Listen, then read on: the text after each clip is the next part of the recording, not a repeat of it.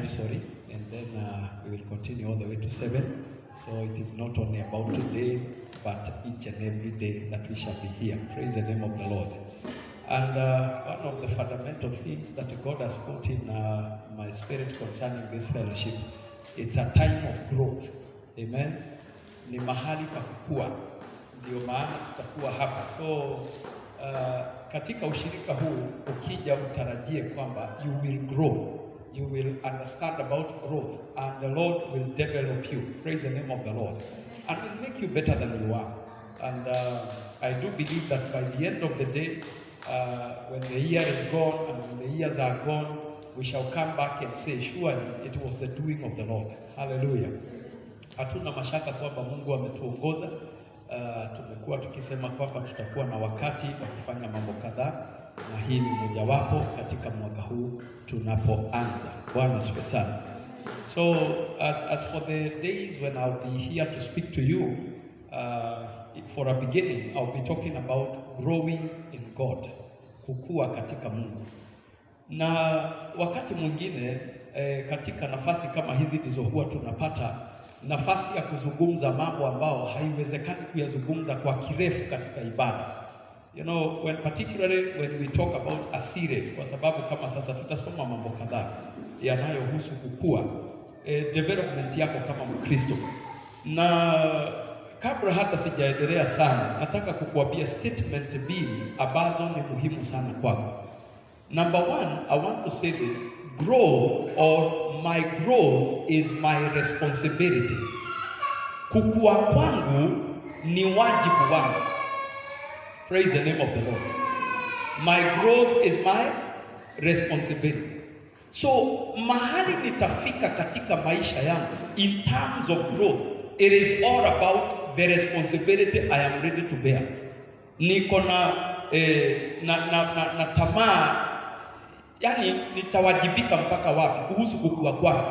Praise the name of the Lord. So because kama nataka kukua, lakini I don't want to be responsible concerning my growth, I can't grow. Ushawaona mtoto ambaye anapembelezwa kukula chakula, mnapeleka yeye mpaka safari, anawapeleka hivi, unapeleka mpaka unamuonyesha pikipiki ili akule. Wale watoto hukaa namna gani? Mtu wa kuhurumiwa, mtu ambaye akizikwa na kahoma kidogo hivi inampeleka mpaka unalala hospitali. Na unakaa huko kwa sababu ya homa, lakini sio homa, maana hata watoto wa neighbor wako na ile homa. Kitu huyu wako naye ni weakness. Bwana asifiwe sana. Kuna msemo walisema unaweza peleka ng'ombe mtoni lakini huwezi lazimisha nini? Kunywa maji. Amen. Unaweza letea ng'ombe maji mpaka mahali iko. Kama haitaki kukunywa utafanya namna gani? Huwezi fungua ng'ombe mdomo ati umwagie, haitakunywa. So the same thing concerning growth. So I want to say this again, my growth is my responsibility. You understand that? Iwe uko nyumbani, uko hapa, my growth is my responsibility. Number one, I want to say this. My growth, concerning my growth, it will be determined by the price I'm willing to pay concerning the same. Niko tayari kulipa gharama kiasi gani kuhusu kukua kwangu? Bwana asifiwe sana. Ni gharama gani niko ready kulipa? Because kuna mtu ambaye unakuta anataka kukua, lakini the person is not willing to pay any price. Hataki kulipa gharama, lakini yeye anataka kukua, anataka kujijenga, anataka afike mahali pakubwa, anataka Mungu amuonekanie. Lakini concerning the same growth, hana kitu anataka kulipia gharama. Hana kitu anafanya kuhusu kukua kwake. Hana jambo ambalo anatenda kuhusu kukua kwake. Jina la Bwana libarikiwe. So nimesema habari ya kuwajibika. Taking responsibility concerning your growth. Na number 2 nimesema hivi, besides responsibility ile utachukua, ni lazima ufike mahali ujue utalipa gharama gani katika kukua kwako. And I want to say this, depending on where you are, kukuza mahindi ukiwa hapa Ruiru na mtu anayekuza mahindi aliye Makueni kule chini Kibwezi na mtu anayekuza mahindi Garissa, hamuko the same. Amen. Haitahitaji the same whatever. Kuna mtu anakuza mahindi na hata imwagia maji, lakini kuna eneo ambalo ukitaka kukuza mahindi utamwagia maji, utafanya irrigation.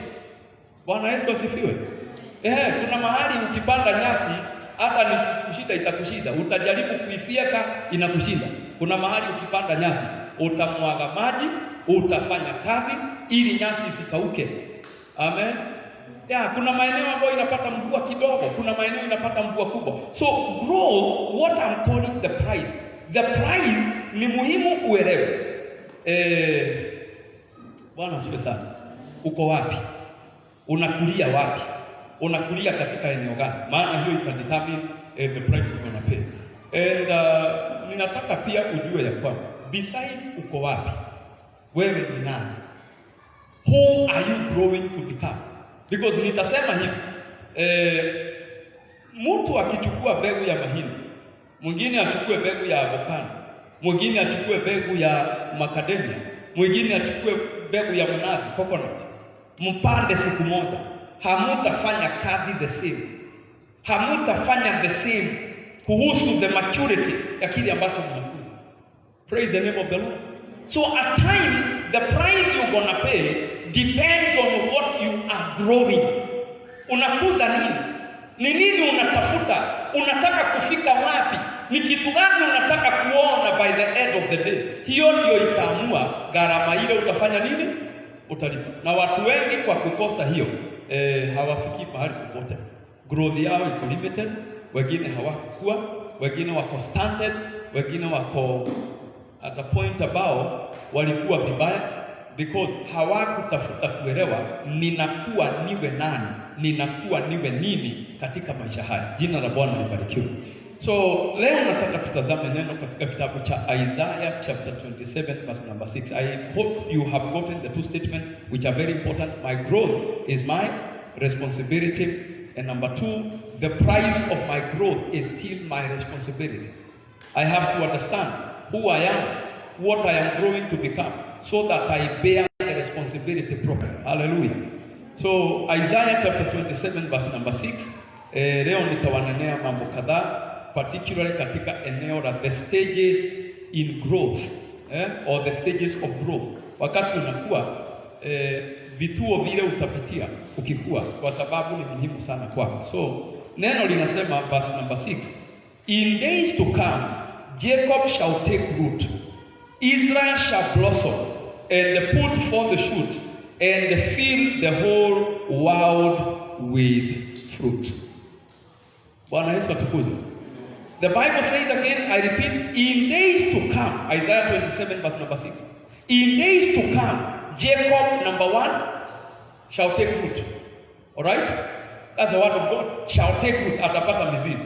Number 2, Israel shall blossom and put forth shoot and fill the whole world with the fruit.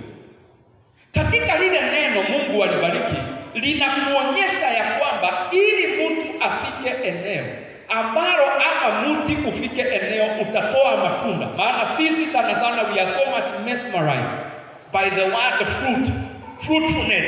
Tunataka kuzaa, ninataka niwe na matunda, lakini mtu hajiulizi, ili nifike eneo nitaona matunda katika maisha yangu, nitakuwa nimepita wapi?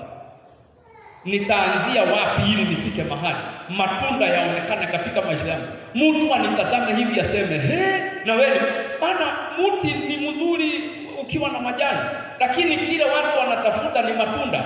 Praise the name of the Lord. Unless wewe ni sukuma wiki, tutatafuta majani, lakini kama wewe ni miti hii ya matunda, tutakuwa na haja na matunda. Mwembe haujalishi uko na majani elfu ngapi, kama hauna maembe hata moja, hakuna mtu anashughuli nao. Amen. Si Yesu maandiko inasema alikuta nini? Mtini, na ulikuwa na majani mengi, lakini haukuwa na matunda, akaulaani. Praise the name of the Lord. Tutajifundisha mengi kuhusu fruitfulness, lakini Mungu akusaidie uelewe mambo haya. Kuna watu ambao in life unafika mahali mpaka Mungu anachoka na wewe na ananena vitu juu yako, enda wewe umenichosha, because you are not fruitful. Because I want to say this, fruitfulness is your responsibility. Kuzaa matunda ni wajibu wako, si kufinywa utafinywa, na Mungu hawezi kukuzalisha by force. Am I talking to someone? God cannot force you to bear fruit. Hata kama anakupenda namna gani, hawezi kukuzalisha matunda. Ni wewe utazaa. Bwana Yesu asifiwe. Na kuzaa kunategemea mambo yafuatayo. Bwana asifiwe sana. So I want to say this number one. Growth has stages. Growth has stages. Or there are stages in growth and in development. So nitakupea sura ya mmea kulingana na vile ambavyo neno limetupea kitu hapa, limetuambia. Kitu cha kwanza ambacho ningetaka ujue, na hii ndio ile science about tulisoma wakati tulikuwa wadogo kule shule ya msingi pale chini class 3, class 4, tukasoma tukaambiwa tupande mmea na tuone ukifanya nini ukimea. Sana sana tulipanda maharagwe, si ndio? Maana ndio ilikuwa the easiest na ndio inamea kwa haraka. So ukipanda maharagwe, which one shoots first? The root or the plumule? Oh, kulikuwa na radical na plumule. So which one was which? Radical ndio the root, and the plumule the juice. Si ndio? So question yangu ni hii, which one shoots first?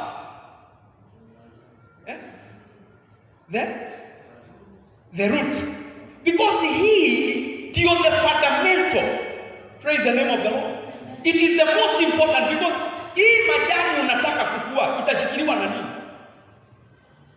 Hii matunda unataka kuwa naye kule juu itashikiliwa na nini kama hakuna root? So I want you to understand this, brethren, and may God give you the grace to understand. Growth begins with the root. Na nataka unote mambo kadhaa kuhusu hii ambayo inaitwa the root. Bwana asifiwe sana. Number one, I want you to note the root is mostly invisible. As the plant germinates and grows, the root is mostly invisible, out of sight. Mizizi haikui kule inaonekana. Unless wewe ni mikoko. Unajua mikoko, mangroves. Hizo ndizo zinakuwa mizizi ikiwa nini? Juu. Na kwa nini inakuwa na mizizi ikiwa juu?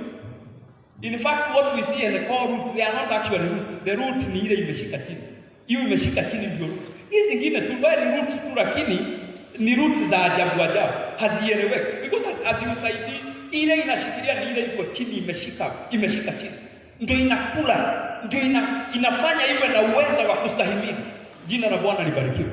So in your life you must understand, if you will come to the place of fruitfulness, ni lazima kwanza ujifundishe kudevelop mizizi ya maisha yako. The root of your life. And the roots are what I have called the invisible things in your life. Mambo yale watu hawaoni. Mambo yale hakuna mtu anajua yako katika maisha yako. Amen.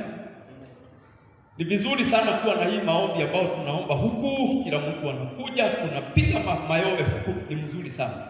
Lakini do you have a personal prayer life? Maisha ya maombi, where you pray in your private. Praise the name of the Lord. In your privacy you talk to God.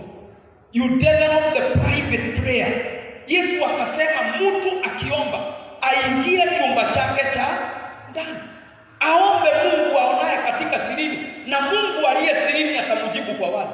Kwa nini Yesu hakuencourage public prayer, akaencourage private prayer? Bwana Yesu atukuzwe. Because your strength and abilities are dictated by, praise the name of the Lord. Hallelujah. Your strength and your ability are dictated by your roots, by what is invisible. Kitu ambacho hakionekana. Jina la Bwana libarikiwe. Hallelujah. Na tunaharibia wale wako nje. So acha tuachane na kuharibia ibada. Bwana asifiwe sana. We are like that. Praise the name of the Lord. The things which are invisible. Hizo vitu uzidevelop. Zile vitu hakuna mtu ajuaye. Nobody knows your prayers. Nobody knows your fast. Nobody understands what you do in your secret. But those are the things that make you the strong person that will bear fruit in life. Hallelujah. Na nitawaambia hivi, ukitazama katika, let me repeat the one, Isaiah 27 verse number 9, verse number 6. In days to come Jacob shall take root Israel shall blossom, and put forth the shoots, and fill the whole earth or the whole world with the fruit. Ataijaza dunia yote na matunda, si ndio? Unajua ni rahisi sana kutoona hiyo imetajwa hapa. Unaona nini? Matunda. Ukiclaim hiyo basi utaclaim nini? Mizizi. Hakuna mtu anaclaim mizizi ati Bwana natangaza mimi nitakuwa na mizizi. Kitu utasikia watu wakisema nitakuwa na matunda. Haleluya. Dunia yote itaniona, itanijua. Matunda tunataka. What about your secret life? Maisha yako ya siri ambao hakuna mtu anayajua, ambao ndio hujenga uweza wako wa kusimamisha matunda kule juu. Bwana Yesu asifiwe. Mti hata ukawa mzuri namna gani na hauna mizizi, enda ugoje uone kama utazaa. Kinachotegemeza kama mtu utakuwa na mazao na vile yatakuwa, kama yatakuwa ya maana ama hayatakuwa na heshima, ni mizizi yako. Jina la Bwana libarikiwe. So I want to say this, there is the stages of growth, as I've said. And number one, I want to say there is a stage of germination. The stage of germination, mahali mtu huota, mahali mtu humea. Na the stage of germination katika maisha ya Mkristo ni mahali ambapo mtu huokoka. Glory be to God. When you get born again, you have come to the place of germination. Na hakuna mmea hauna mahali pa kumea, pa kuota ukaonekana. Amen. Yeah? The starting point of growth. Praise the name of the Lord. And I want to say this, it is very unfortunate also that the majority of the believers in the church came to the wrong places and the wrong kind of people at the point of germination. Amen. Maana wakati mmea unamea, nitakwambia ya kwamba it is usually very tender. Ni kitu ambao ni very soft. Ni kitu unaweza guza na kidole ikawa mwisho wake umefika. Na watu wengi unfortunately tulimea tukaotea mahali ambapo kulikuwa na wale watu wanapenda kuangalia waone ni nini imemea. Watu ambao hawajui hiki kitu ni tena. Praise the name of the Lord. And I want you to know this. Kuna miti utakuta mti ulimea lakini ukiwa very tender ukavunjwa. Kwa hivyo ukakuwa another branch. Ndio unakuta mti ni crooked, twist kiasi. Maana ile original ilikatwa. Ikamea nini? Ilivutwa na watu, ilivutwa wakipita njia, maana ilimea karibu na njia. Ndio Yesu alipeana mfano wa mpanzi ambao tutaangalia na huko mbele. Praise the name of the Lord. Kasema mbegu zingine zilianguka kwa njia, zingine zikaanguka kwa mawe. Tutaangalia hiyo katika wakati tunafika katika environment. Praise the name of the Lord. But understand this, at the point of germination, whatever is germinating is very tender. Hata mti ule unakuanga mgumu kama nini, wakati unamea ni very soft. Amen. Alright, toothpick nyingi zile tunanunua, particularly made in China, zinakuwa zimetengenezwa na nini? Babu, si ndio? Have you ever known about a babu shoot wakati inatoka pale chini? Wakati inatoka chini, babu ni kitu unaweza pika ukule kama mboga. Hiyo babu hata ukuliwa, si ati kwamba unaweza, inaliwa, inakatwa, unapika, ni tamu sana. Sijakula lakini nasikia hata wakiongea vile ni tamu huko China na huko watu wa mashariki. Bwana asifiwe sana. Na hata huko Kenya inakuliwa. Are we together? It is very tender. Hiyo unakutaka gumu, kitu ambacho ikikugonga itakuvunja mguu. Hiyo kuna wakati inakuwa ukiguza na kidole utaivunja.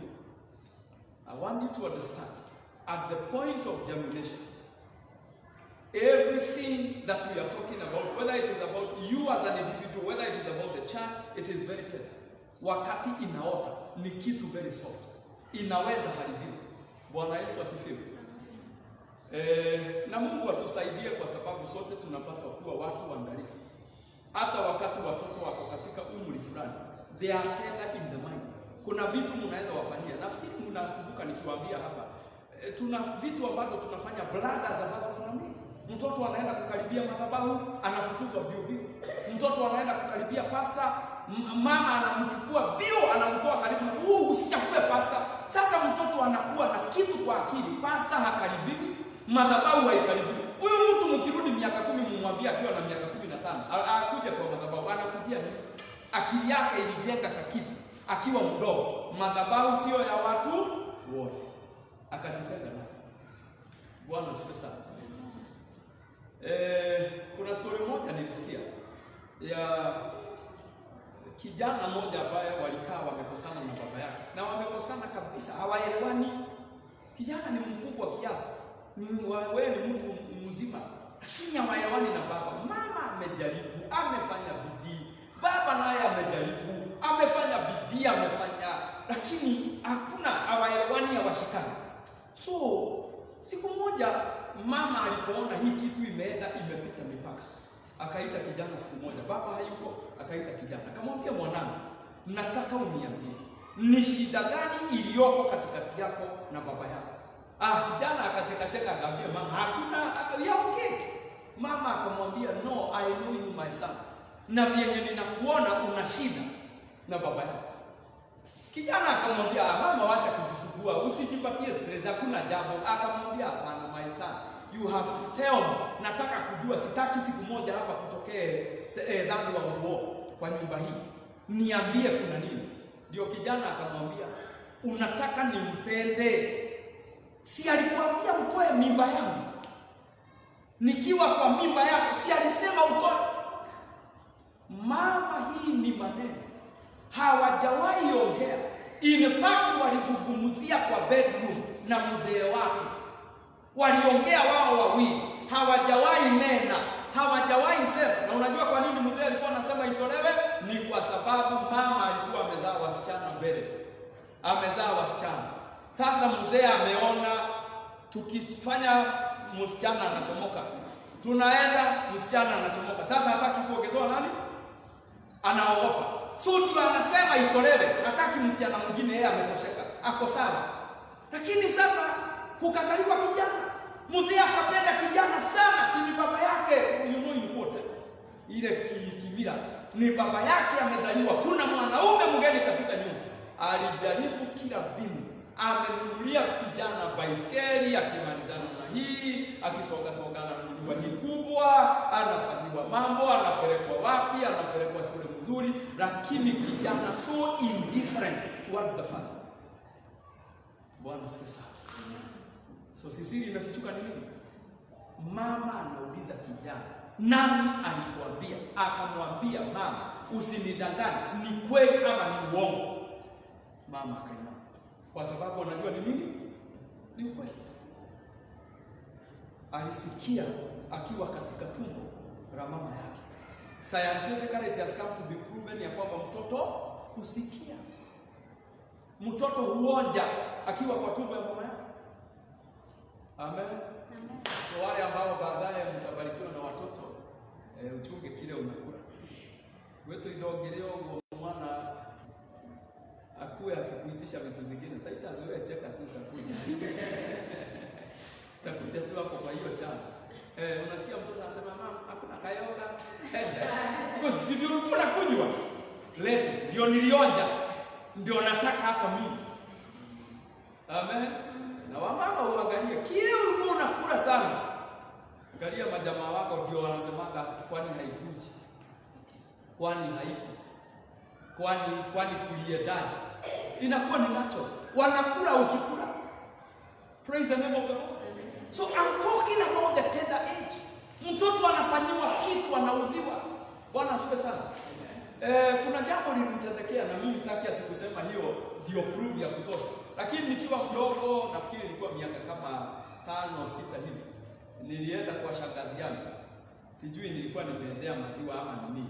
Huenda kumbe hawajafungia mbwa wao, alikuwa mkali sana. Sasa wakati nimeingia, mimi niliingia sini kwetu. Nimeingia tu vile alikuwa anaingia. Mbwa amekurupuka mbio. Akaja akanigonga. Nikaanguka. Akataka kuniuma hapa. Sijui nani alitokea. Akashika mbwa. Mimi hata wale mbwa hatujawahi elewana. Naonanga ile picha. Hata rangi ya mbwa yule naweza kukuonyesha. I'm talking about 40 years down the line. But I can still remember. Praise the name of the Lord. I can still remember. Yani kuna vitu vikikutokea katika uchanga ule, vita distort the way you understand. Hallelujah. Baba wakianza kupigana na mama na wewe ni mtoto, hiyo haiwezi toka kwa akili, hata ukafanyiwa nini, hata upelekwe ufanyiwe operation, labda utolewe akili uwekwe ingine, kama inawezekana. Hiyo ndio itatoa ile memory. Amen. Haya, sitaki kwenda na hiyo njia, lakini si umepata the point of germination, when the plant or whatever is growing is very tender. Na ndio hata kanisa ninasema hivi, let us be careful even when we are in the church. How the members wale wanakuja, wanatujoin, wanatupata, wanaona nini? If the members come and find you quarreling, they will develop the character of quarreling.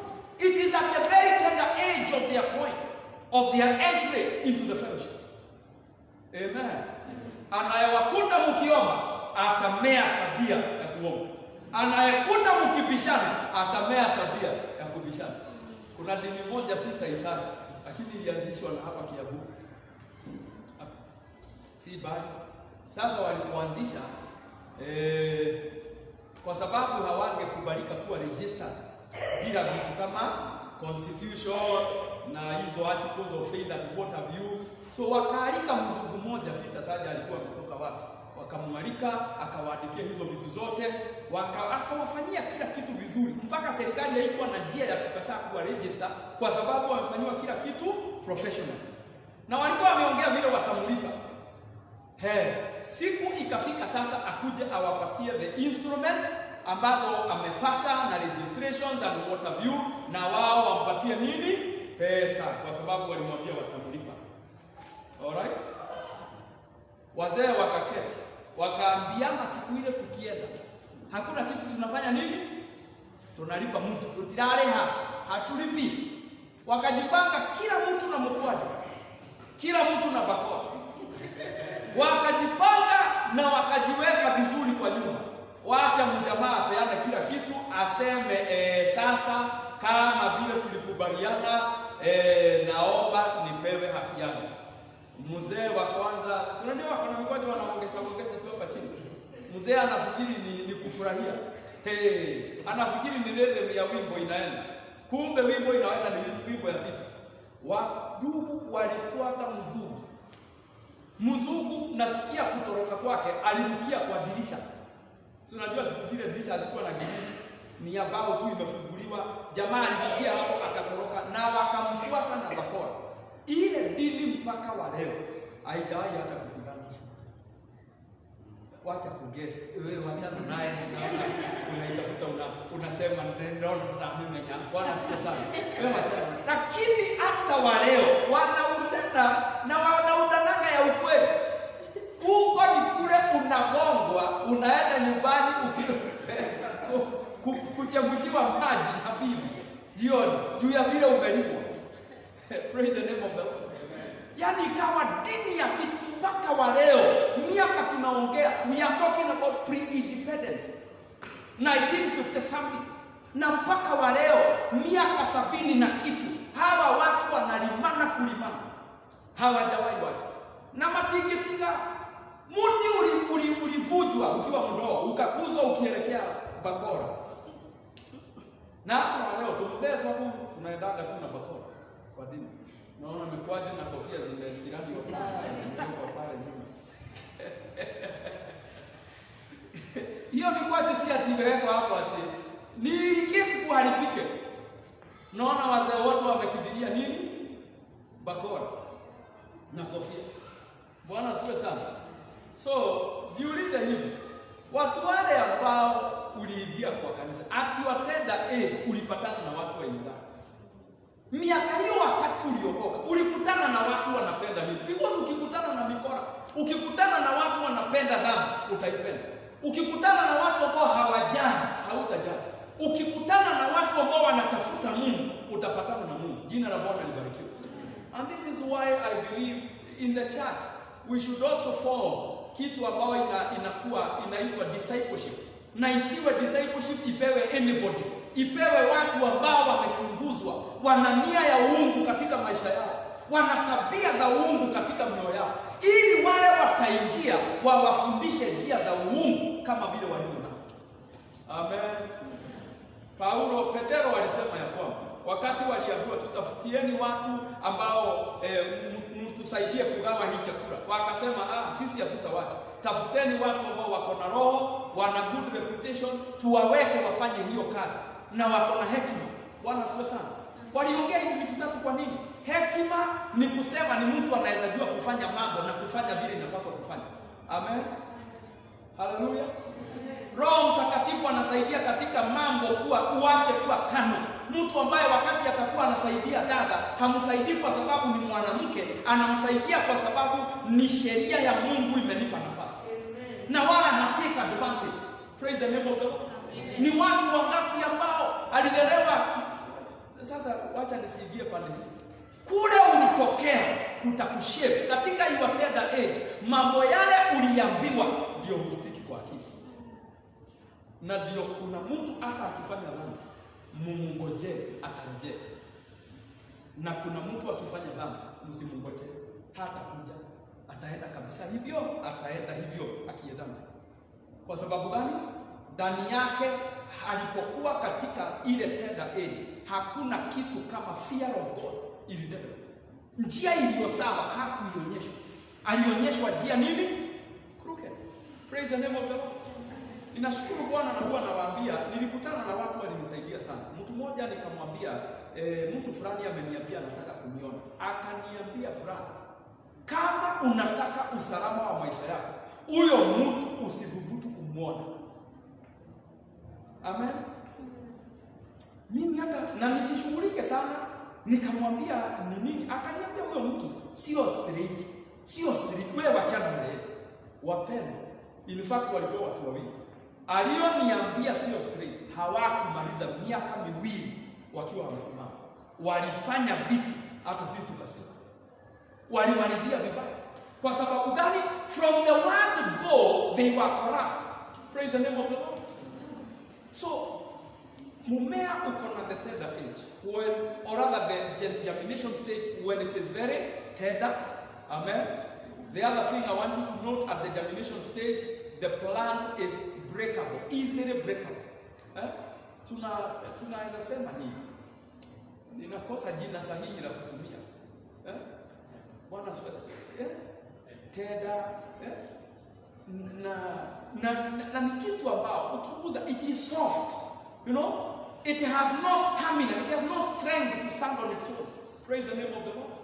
Na hii pia nafikiri itatupea hekima katika mambo haya tunasoma, itatupea hekima all around. Hata bila tunadili na watu.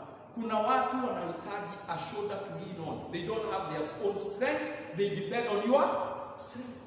Kuna watu ni wewe utawainua. Amen. Yes. Siku yangu ya kwanza ya kuhubiri, na huwa napenda kuwapea hizi story sana maana zilinijenga.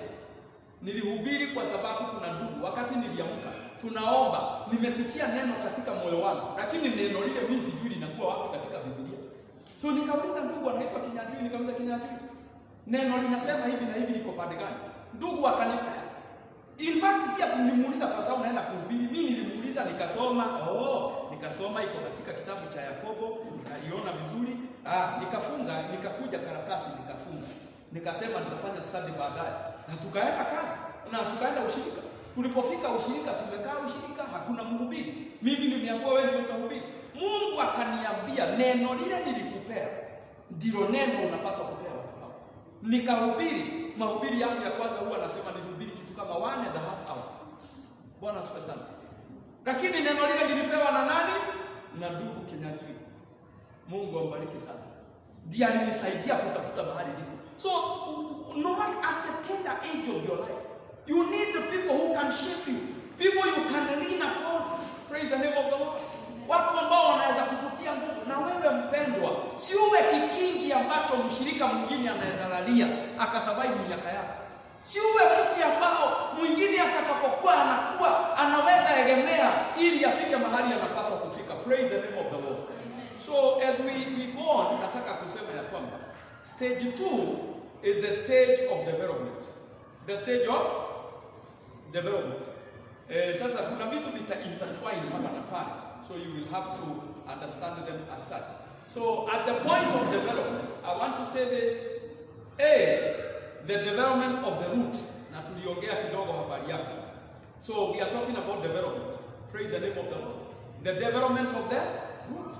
Mzizi utengenezwe, mzizi uwe sawa. Bwana tukuze. This root ambao tunaongea habari yake, nimesema ni mambo yale hayaonekani. Build your spiritual life, the invisible things, zijenge kwanza katika maisha. Wacha kujenga hizi vitu watu wanaona, uko kwa praise and worship, uko kwa hizo vitu ni nzuri. Na sisemi kwamba mtu aliye kwa praise and worship ukose kuwa pale. No, your talent, your gift is important to the church. But let me ask you this. The invisible things that sustain the gift, are they there? Because I want you to understand this. The gift of preaching is not sustained by preaching every day. It is sustained by the life you live in your private. Unaishi maisha gani wakati hatukuona? Unatembea na njia gani wakati ambapo sisi hatukuona? Bwana Yesu asifiwe. Vitu kama zile nimesema, kuomba, kufunga in private. Uende upate wakati wako ambapo haufungi kwa sababu kanisa linafunga, sio vile tuliweka siku 21 za kuomba. Hapana, unajiwekea zako. Unaweka kanuni yako ya kwamba kuna siku. Jina la Bwana libarikiwe. Na niliwaambia fasting is not optional to a believer. Prayer and fasting are not optional. In fact, I want you to understand, there are 5 things I will always told you, and I want you to note them because of those who may not have been here when I mentioned these things before. And number 1, I say the prayer. It is a compulsory, mandatory element in the development of your life. Siku ile utaona umeanza kuweka maombi chini, haujali, you don't care about prayer, ujue ya kwamba umeingia kwa mtego na utaanguka, utamezwa na dunia. Vitu zile uko nazo zitakwisha tu kiangalia. Praise the name of the Lord. Number 2, fasting, kufunga. Yesu akasema aina hii haitoki pasipo kufunga na nini? Na kuomba. Alafu Yesu wanafunzi wa Farisayo na Masadukayo wakamuuliza, mbona sisi na walimu wetu na wanafunzi wa Yohana tunafunga, lakini nyinyi hawa wanafunzi wako hawafungi? Akawaambia hivi, bibi harusi akiwa, wale wamemsimamia hawafanyi nini? Hawawezi kuacha kukula. Lakini bibi harusi akiondoka, watawacha kukula. Are we together? Ndio huwa nauliza watu, Yesu kulingana nawe anaishi hapo ile ya kwani? Physically umemwona mahali? Ni ile usifanya na Yesu. Please my friend, kama hujakutana na Yesu ile ya kwenu physically, elewa alisema akienda tutafanya nini? Tutafunga. Fasting is compulsory. Number 3, the word. Siku ile utajikuta umeneglect the word.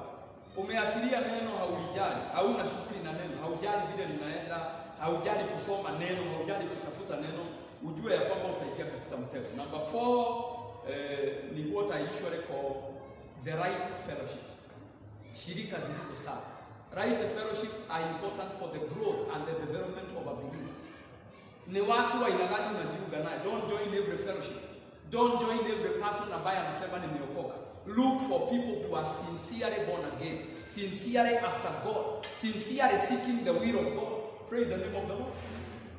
Number 5, ni sauti ya Mungu. Hizo vitu 5 ukishika, wokovu si gumu, haitakushinda na hakuna mahali utashindwa na shetani. Amen. Lakini utakuta watu wengine spiritual warfare ndio wamepea kipaumbele. So mtu ameingia katika warfare, akiamka asubuhi unasikia tu shetani, ninajua huko unataka niamuke lakini nimeamuka. Sasa mpaka unashindwa, umeanzana na shetani mapema. Sasa ukiamka hata hakuna Jesus, labda tu kusema hallelujah, devil you are alive. Sasa you address the devil before you address nini? You address God. Praise the name of the Lord. So nitasema hivi, wakati tunapofungia katika lile eneo, ni lazima ujue development stage yako, uanzie kudevelop katika hizo vitu hazionekani. Bwana asifiwe sana. Fellowship zako, vitu ambazo hata kama zinaonekana, lakini ni vitu ambazo you choose your fellowship. Una mind about the person you are working with. You mind about the people you are living with. Praise the name of God.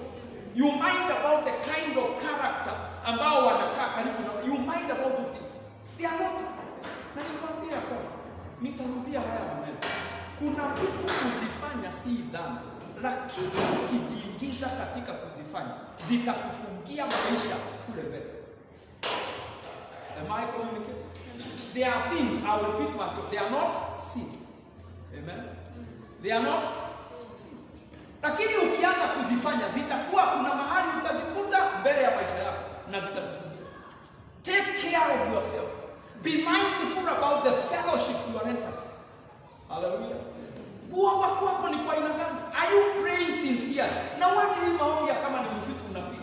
Ni kama kufieka unafieka na nini? Na bulldozer.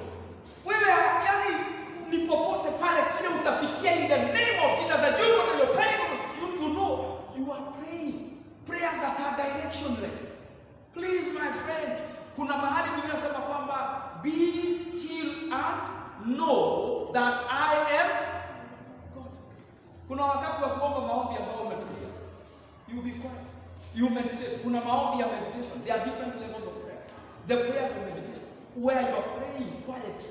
You think about what you are saying. You think about what you're going to say. Kijana mwana mpotevu alipofika kurudi nyumbani, alisema nitarudi kwa baba yangu, nitamwambia. Alipanga mbele vile atakwenda kusema. Kuna maombi inahitaji taratibu. You go quietly before God. You tell God what you need to tell him and the way you are supposed to tell it to him. Praise the name of the Lord. Lakini ukikosa kudevelop hizi vitu, nitakwambia zitakuwa na shida. So one of the things ambazo nataka ushike ni nini? The development of the root. So when you come to the development stage, develop the hidden things first. Develop character. Character, na nimesema character is how you behave when nobody is watching or where you cannot be questioned. Sikia kama dada mwingine nilikuwa naambiwa na mchungaji, sijui alijikuta tu alikuwa mwalimu sio amejikuta amewekwa kwa timetable tena wiki nyingine. Duty amewekwa kwa duty tena wiki nyingine. Alipoona jina yake hapa, mmeniweka tena. Huyu amefanya kitu. Huyu amefanya kitu. Ni mimi tu mnaweka. Ni moko menya mradi na mgoro. Mtajua mnadi na mwendo wake. Dada ameongea. Amefanya. Sasa pastor amekuja kutembea shule. Pastor wake ameingia na dada ameface huku. Pastor ameingia nyuma. Sasa wao wengine wamemwona wanaanza kusimama because wanaona angalia mshirika wako. Hivyo ndivyo wanakuanga. Sasa pastor amesikia kelele na mnaniweka tena. Dada amesimama na tumtutua tu baba. Wengine tunakuanga ni kama tulikataliwa na nyama. Sasa kanaongea na foto.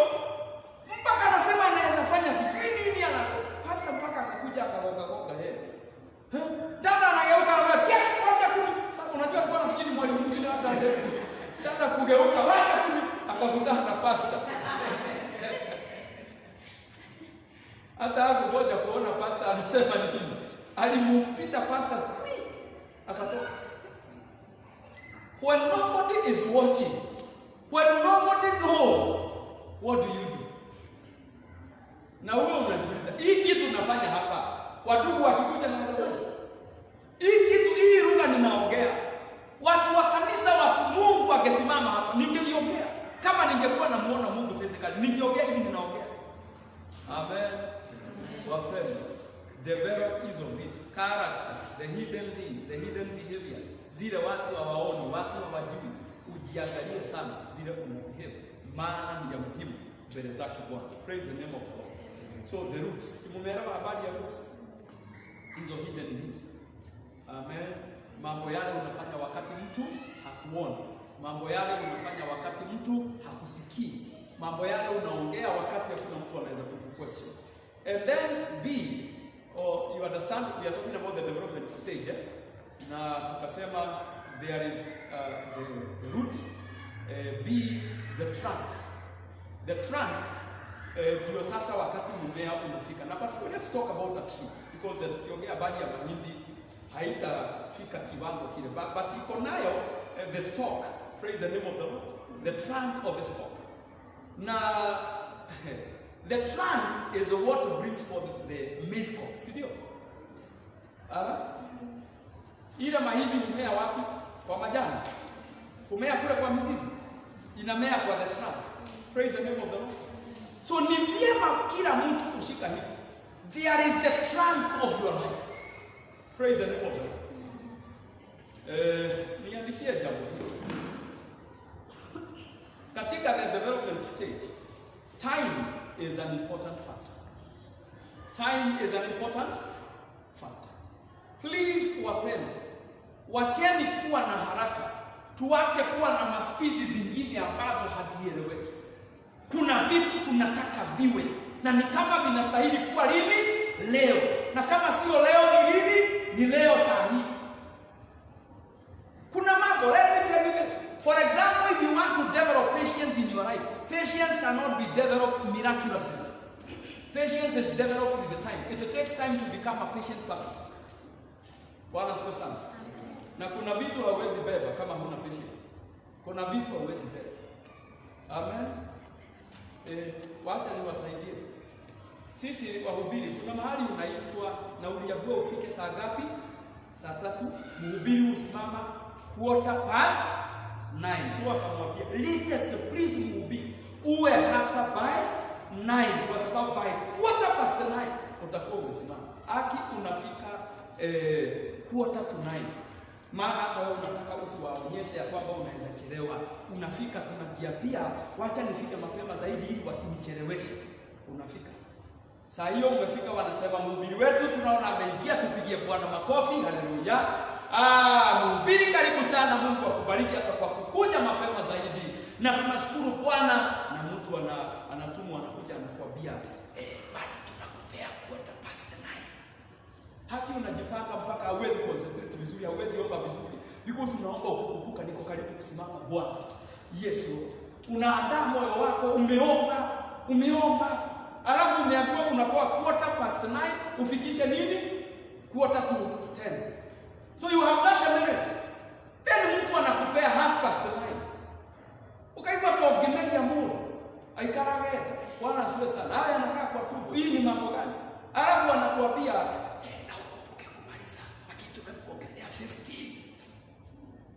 Naangalia mtu unashindwa. Ni nini imemwingia? If you are not patient, you cannot preach. If you are not the kind of people who have developed patience. Tasimama utukana watu waambie hii ni madhara gani? Kutoka kule nimetoka Nairobi. Alafu hii ni utaongea utatusi watu. Hauwezi beba neema ukiwa. Unahitaji hiyo motivation. Na kuna watu wanahubiria because of your patience. Amen. Watoto huwezi lea kama hujajifundisha patience. Watoto wanahitaji a lot of patience. Hakuna mtoto anazaliwa na akili. Akili ni kuwekwa uweko. Mtoto anakujaga na fresh memory card.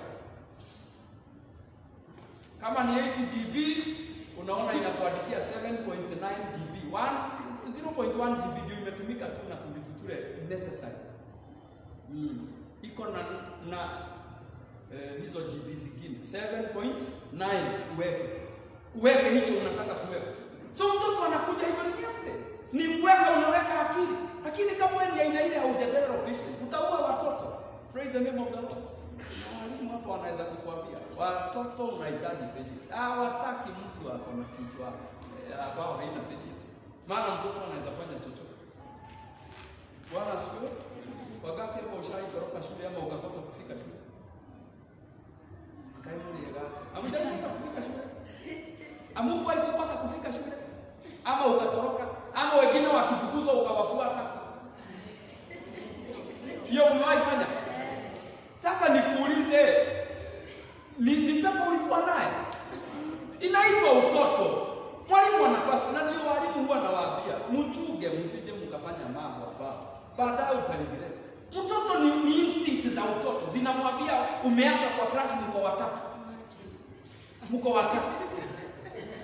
Sasa mtoto anaona badala ya kuacha tukiwa watatu, afadhali kufuata wale majority.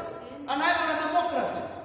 Sasa wewe akikuja, hapana soma list ya kwamba wewe ulifukuzwa na nani. Hapana, ni vizuri kutake responsibility, kumuuliza kuliendaje. Na anataka tu naita yeye kadono ndio naye sasa. Na kwa nini wewe ulienda? Wewe unajua umelipiwa shule. Unamketisha, unamuongelesha. Mzazi wako akijua ulienda, si atakuwa na shida. Si utapigwa. Unamwambia sasa sitaambia mzazi, lakini next time usiende. Na in case unataka kwenda, unaweza pitia kwangu, uniombe ruhusa, nikupe ruhusa uende wapi? Nyumbani. Unaongea na mtu mpaka akili na hata kulizo, lakini kutarajia mtoto atalizo kama wewe, impossible. Amen. Hapo acha niachane na nyinyi. Kuna vitu utafikia kwa sababu ya your patience. Uvumilivu wako. Your patience. Umengojea, umeamini ya kwamba nitapata hii kitu hata kama sio sahihi. Hii kitu itakuja hata kama sio sahihi. Faith is developed by with time. So in fact, what I want you to understand, to develop the roots, to develop everything that you need to develop the trunk, it takes time. Praise the name of the Lord. But particularly the trunk, the stalk, will take time to develop. So mpendwa, nitakuomba ya kwamba ujifundishe kupea maisha yako time ili idevelop, ifike mahali unapaswa kufika. Bwana Yesu asifiwe. Na nitawaambia hivi, stage ya tatu katika ile development stage is where you develop, you grow, you bear the fruit, uzae mazao. Are we together? So matunda hushikiliwa na nini? Na matawi. Are we together? Matunda hushikiliwa na matawi. Na matunda ni kitu cha ajabu. Kinaanza unakiona lakini huwezi kukila. Kinahitaji time ili kipate kufikia eneo la maturity na ili liweze kuiva, liweze kuliwa. Katika maisha ni vizuri ujue kuna mambo ungetaka kuona, ungetaka kufikia na yatahitaji muda ili uweze kufikia. Yatahitaji time. Kuiva, kukomaa, it will take time. Praise the name of the Lord. So I'll say this as I conclude. Maturity is an important factor concerning your growth, your development. God is aiming at maturity, where you can bear fruit. But I want to say this, before you come to that level, it will take some time.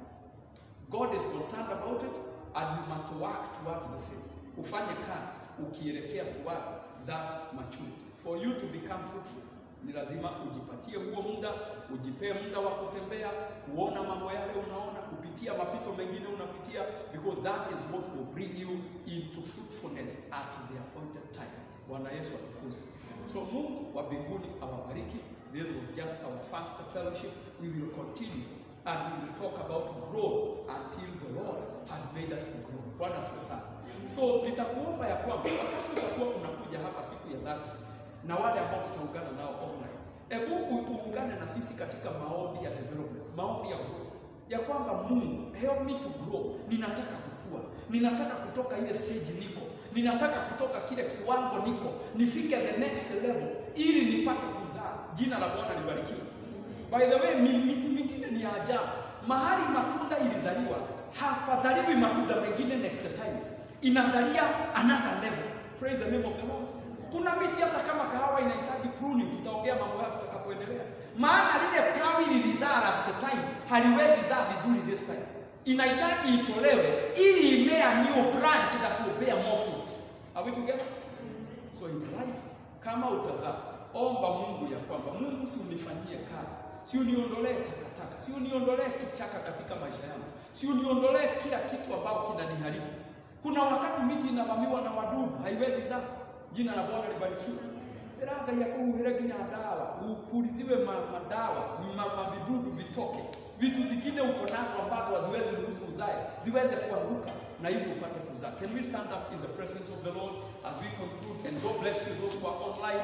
The Lord bless you and continue ministering to you as you continue to pray for yourself. And we pray that the grace of God will be upon you in a greater way. Shalom. See you next Thursday as we continue on the growth series in Jesus' name. Hallelujah. For us.